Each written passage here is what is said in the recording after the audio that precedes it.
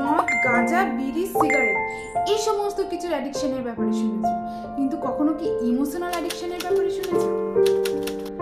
Maybe তোমারও আছে emotional addiction.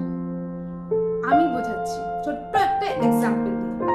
ধরো একটা ছোট বাচ্চা নতুন phone pay temple run game খেলছে। তুমি তাকে বললে, হ্যাঁ রে, এর শেষ কোথায়?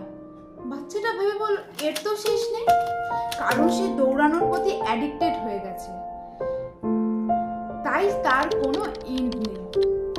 সেমনি আমাদের সাথে ঘটে যাওয়া খারাপ ঘটনাগুলো আমরা মনে করতে ভালোবাসি, আমরা স্মৃতিচারণ করতে ভালোবাসি, যার ফলে আমাদের জীবনে দুঃখগুলো, কষ্টগুলো যেতেই চায় না, কারণ আমরা তার প্রতি অ্যাডিক্টেড হয়ে যাই।